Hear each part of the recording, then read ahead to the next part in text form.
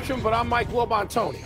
Two thieves stole $6,000 worth of cigarettes and vape products from a gas station in Memphis. I'm Tony Kornheiser, and like I said, first we hit the Louvre, then we do something small. You got to mix it up, got to keep them guessing. That would be real small and real out of the way. From Paris to Memphis. Yeah. Not Memphis, France. Right. Is there a Memphis, France? Memphis. Elvis, Memphis. Right. There's not a Memphis, France, is there? There probably is. Really? I don't know Let's about get that. research. I don't know. There's got to be a Memphis. Welcome France. to PTI, boys and girls. In today's episode, new college football playoff rankings drop. Matt LaFleur faces contract uncertainty, and Steve Young joins us for 5 good minutes. But we begin today with revisions to the NBA All-Star Game, which you are always screaming about, Wilbon. Please. There will be 3 teams, 2 composed of American players and 1 composed of foreign players. They will be determined by fan vote, media vote, player vote, and coach vote. The All-Stars will be picked regardless of position, and the 3 teams will then play a round-robin tournament with each playing 2 quarters, and then a 12-minute final quarter between the 2 winners. So, Wilbon, does it feel like the NBA has finally gotten the All-Star format right? Hell no. It's weak and it's scared. And you would think a league that has been innovative over years would have the stones to simply say, we're putting a U.S. team out there, we're putting an international team out there, put something compelling on the court to make up for the garbage they trotted out for the last 5 to 10 years. But no, and I don't know if this is just the commissioner's office. I don't know if they're scared of the American players. But let me just ask you something real quick. It's rhetorical. Well, then Who are the 5 players on the first team All-NBA right now? They are probably, if not all, the vast majority are born in countries outside the United States. Luka, Joker, SGA, Giannis, Wemby. Those are your 5. And beyond that, if anybody thinks you can't get to 12 international All-Stars, that's a lie, because you can get Şengün. You've got Franz Wagner now. Jamal Murray should have been an All-Star. You got Lauri Markkanen. You've got Avdija in Portland. Nobody's paying attention, but he's playing at All-Star level. Right. And they trot this out there where you can't even figure out who's playing when for whom, because they're too scared to put international versus U.S. Why? Because they're scared the U.S. won't win? Is that it? So this is interesting to me. I don't have your passion for this, but my sense of this is that, to use one of your phrases, this is hocus pocus junk. It is. Because, first of all, how are you going to separate the 2 American teams? You're going to do it by age, like a young American team, an old American team? So you have been passionate about this USA versus the world for a long time. I was resistant to it for a variety of reasons. It felt artificial to me and maybe xenophobic to me. But now that I see that the majority of the great players right up near the top are born in foreign countries, and the United States would actually be the underdog, now I want to see it. But I don't want to see it for 12 minutes. No, I want to see it for the whole 48 minutes. Yeah. And I don't care who's voted on the team. I believe that the commissioner's office could say, we're taking 10 Americans, 10 from foreign countries, just 10, and we're playing 48 hard minutes. And I don't know if the players would want to do it, but I don't think they do. Oh, so I think that's why I said they're scared of the players. I think there are enough players who say, wait a minute, we don't need to have our juices flowing competitively. And by the way, I understand that objection. But it seems like the hockey players did want it. They do. They do it. And this, by the way, would be staged during the Winter Olympics, after a hockey game or before a hockey game. Yeah. Let's move to the new college football playoff rankings, please. Get me out of my angry mood. You're always in an angry mood. Not more than this. The top 5 remain unchanged. Big 10 teams, Ohio State and Indiana, are at 1 and 2. With SEC teams, Texas, A&M, Alabama, and Georgia going 3, 4, 5 and all. The SEC has 6 teams in the top 12. The Big 10 has 3. You love these weekly rankings, Tony. I do. Love the show. So do you have beef with this week's edition? Okay, so no, I don't. As you said, the top 5 are exactly the same. Here's what would have bothered me.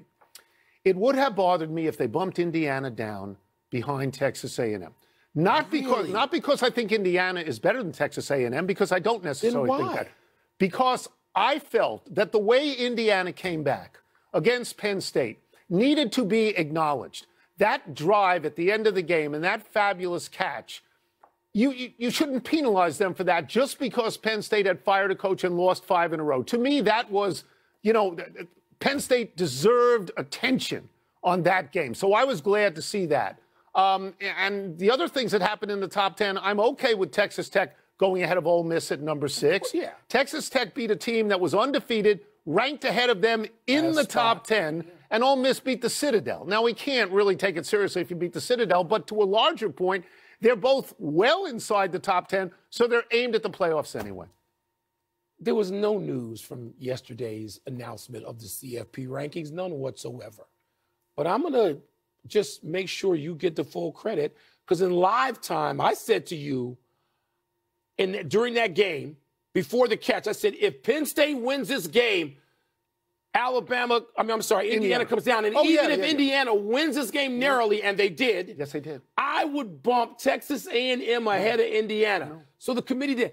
That's not news. That was the toughest decision they had to make. Well, it was the only tough decision. I will tell you that I am gratified that they continued to have complete disrespect for the ACC, because I thought they might cave in. Because there was a lot of noise. Virginia lost, Louisville lost. I understand. And so Miami is the highest-ranked team in the ACC at 15. But they're not even a lock by any means to play in the ACC championship. No, they're not. Not yet. So that's, to me, it's interesting. I know you don't like it as much as I do, but I like it. Let's move to the NFL and the Green Bay Packers. Ooh.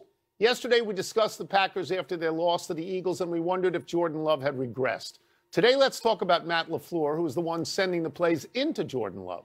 The other night, LaFleur was asked about his job security and whether he was coaching for his job. And he said, quote, "You're always coaching for everything in the league. You can't ever exhale," unquote. Wilbon, the Packers play the Giants this week. Do you think LaFleur is coaching for his job? No. This is an LSU. It's the Green Bay Packers. It's not what they do, even though Mark Murphy's not running this anymore.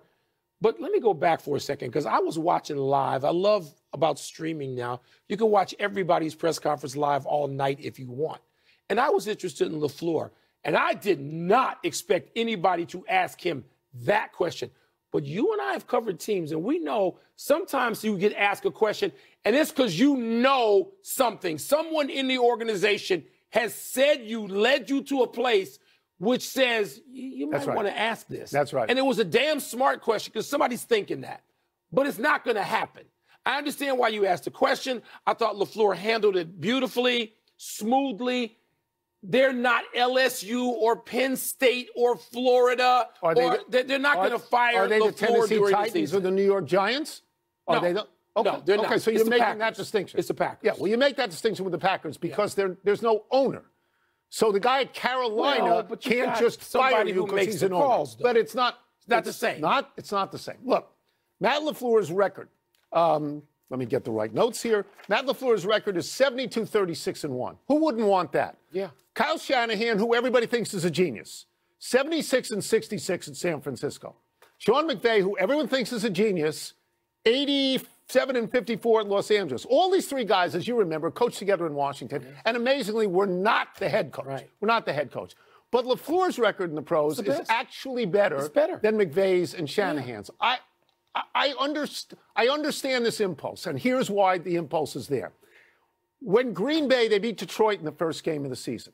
Within 2 weeks, everybody in the world, including you, had Green Bay in the Super Bowl. Stupid. And they had Jordan Love as an MVP candidate. Yeah. Since then, they are 3-3-1, and they have no offense. So you look at the offense, you look at the play caller, and you look at the executor of the offense, the quarterback, and you wonder, because it's not the defense, because the defense has only given up 39 points in 3 losses. You say fix it. You don't say get out. That's right. Nobody wants to work at something. And you know LaFleur is going to work at this. His reputation on the line, Fire the coach is an epidemic at the moment, and it's insane. God. It's insane. Let's take a break. Coming up, Sam Darnold has been great against the blitz. We're going to ask Steve Young what a quarterback needs to make that happen. We're also going to ask him whether Matthew Stafford not throwing a pick since week 3 is more reflective of luck or skill. I think it's the college football firings that have induced everyone into a frenzy to fire people. You're going to get somebody better than LaFleur? The only thing you can do is say, let somebody else call the plays for a couple of weeks and let's see if that works. But you don't fire a guy like that. Pardon the Interruption is presented by Bullet Frontier Whiskey. Please drink responsibly.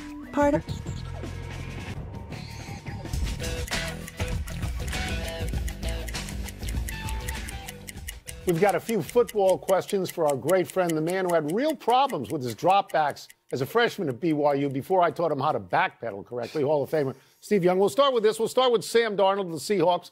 He has been the best quarterback in the league this season against the blitz. What are a quarterback's keys to succeeding against the blitz? So we talked about this a couple of weeks ago, but it's owning the data, right? It's doing the study during the week to get the intricacies of the blitz that you're going to face that week. I remember I played with great Darren Woodson, the Dallas Cowboys, and I studied them as much as I possibly could. And I got to a point where I could sense if Darren was looking at me, he wasn't blitzing. But if he was looking off into the stands or looking somewhere else, I knew he was coming. And so it's that kind of rigor to preparation for blitz is how you face the blitz. And then you need receivers like JSN that he's got that can get open, not 15 yards down the field, but now. Blitz is about now. And so I have a plan. I know what they're doing with blitz-wise. I'm ready to get rid of it. And now I need a receiver who can get open now. And then more than anything, everyone else needs to be at the top of their game, right? It's like we understand the blitz. We can pick it up. You're not going to get hit from the back of the head by somebody that we forgot about. So it's like football. It's everything. But the quarterback, number one, can take care of it by doing the studying. I want to ask you about a hot quarterback right now. I mean, Darnold is going to face, Matthew Stafford, of course, who's thrown 20 touchdown passes since he's thrown a pick, last done in week 3. You've been on hot streaks in your life. Do you feel you just own the moment, or are there other elements? Do you ever feel there's good fortune or luck involved in that point? I wish luck could be a part of it. Look, when you're on the top of your game, and especially in football, because you need so much help, everyone has to be on the same page, like in a metaphor. So in many ways, like to be at the top of your game, you have your receiver that's on the top of their game, and it's not bouncing off of their hands. There's linemen that are at the top of their game, so they're not putting their hand up and blocking it, tipping up and intercepting. You get on a streak, everyone, including you, are now playing incredibly efficient football, because to deal with all the crazy mitigation in every play in football and still have success, not have anything go wrong or haywire, that's a miracle of preparation. That's not a miracle of luck. That's not like spinning the wheel red and blue in the roulette wheel and red and black and going, well, hopefully nothing goes wrong. I mean, that's just not going to happen. You're not going to get a streak in luck. Never. We love it when you have said, and you've said it on more than one occasion, that the quarterback needs to take responsibility of so many things, putting it right on you guys' shoulders. But what do you do when a coach decides to take over the play calling like Dan Campbell? So how do you reconcile all this, Steve? As a player, players know when we draft players and they come in for the first mini camp, you go, who did you draft? We look at him, we're like, he can't play. You're like, why didn't you ask me? Players know. But players can't advocate. You have to be super careful. You go to the general manager and you go, hey, look, the offensive coordinator, the play caller, I don't like him. It's not going to work. You can't do that. You can't. I wish you could. I remember George Seifert, who became the head coach, but he was a defensive coordinator, a great defensive mind. The team that we were playing that week, he would study their defense because that was his thing. I know defense. And he'd draw plays up that he knew were going to dominate against that team. And he'd bring them into us, hand them to Mike Holmgren or Mike Shanahan or whoever else. And he's like, hey, run this play. It'll kill them. And then we'd look at the play and we're like, what? I don't know how to do that. And it's so funny that even people who are in the middle of it don't understand the intricacy of what you're doing offensively and how you call play. You can't just draw stuff up. It doesn't work.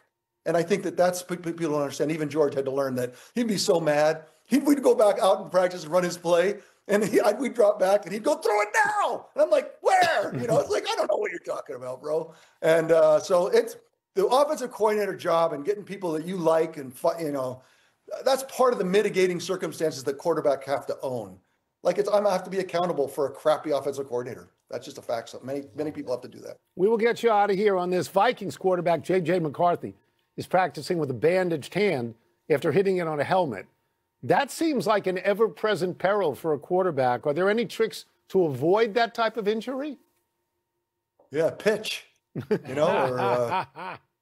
or get golf, right? No, you're not going to break your hand on a helmet. But I had it happen in preseason, hit a helmet, Next play, I didn't know what happened. And I grabbed the ball and I grabbed it and it was like, oh my gosh, they gave me a flat football.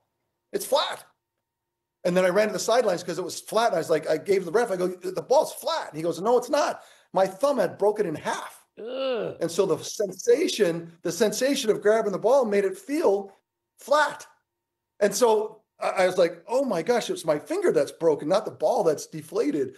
But it happens, and there's nothing, I don't think there's anything you can do about it. But 28 days later, the opening day at Pittsburgh, and it was healed. So, and you look at an old quarterback's hands, they're all beat up because of that. Like they've hit a lot of helmets, and I've broken, you break all kinds of stuff. So